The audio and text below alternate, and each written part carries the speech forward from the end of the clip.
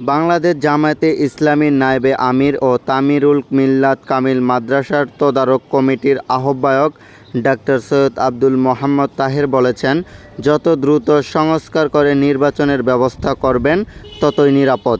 একটি যৌক্তিক সময়ে আমরা নির্বাচনের দাবি জানাচ্ছি।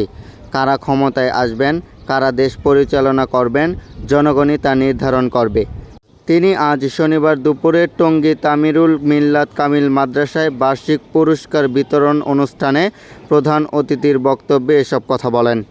অধ্যক্ষ ভারপ্রাপ্ত মাওলানা মোহাম্মদ মিজানুর রহমানের সভাপতিত্বে অনুষ্ঠানে বিশেষ অতিথির বক্তব্য রাখেন তামিরুল মিল্লাত ট্রাস্টের চেয়ারম্যান প্রফেসর ডক্টর মোহাম্মদ কুরবান আলী, মাদ্রাসার তদারক কমিটির সদস্য ও গাজীপুর মহানগর জামায়াতের আমির অধ্যাপক জামাল উদ্দিন।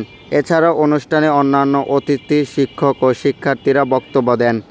সাম্প্রতিক সময়ে আমিরে জামায়াতের এক বক্তব্যকে কেন্দ্র করে বিভ্রান্তি সৃষ্টি না করে সকলকে পজিটিভ ভূমিকা রাখার আহ্বান জানিয়ে তিনি বলেন, যাদের মা বোনদের ইজ্জত লুণ্ঠন হয়েছে, যাদের স্বজনরা খুন হয়েছে, গুম হয়েছে, তারা ক্ষমা না করলে ক্ষমা করার অধিকার কারোর নেই।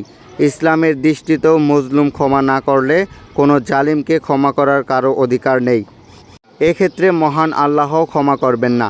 তিনি বলেন, যারা জালেম, ক্ষমতার অপব্যবহারকারী, যারা অবৈধ শাসন প্রতিষ্ঠার জন্য দায়ী, তাদেরকে কঠিন বিচারের আওতায় আনতে হবে। তিনি আরও বলেন, 1941 সালে আমরা প্রথম স্বাধীনতা অর্জন করেছি। এরপর 72 সালে দ্বিতীয় এবং 24 সালে আমরা তৃতীয়বার স্বাধীনতা অর্জন করেছি। তবে এবারের স্বাধীনতা ছিল একটু ভিন্ন রকমের। শিশু ও নারী থেকে শুরু করে সকল বয়স ও শ্রেণীর মানুষ রাস্তায় নেমে এসেছিল। সন্তান যখন বেরিয়ে এসেছে, তখন মা বাবাও তাদের পেছনে ছুটে রাস্তায় এসেছে।